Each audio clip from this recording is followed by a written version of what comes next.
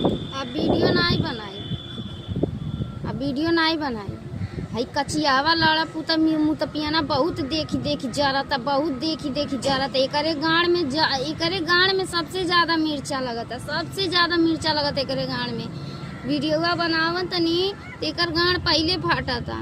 हम कहती वीडियो हम बनावते, रिचार्ज हम खत्म 350-400 का हर महीना पेला तनी रिचार्ज। तोर बाप देता ना मुँह तपियनु कहेला वीडियो बनावेले।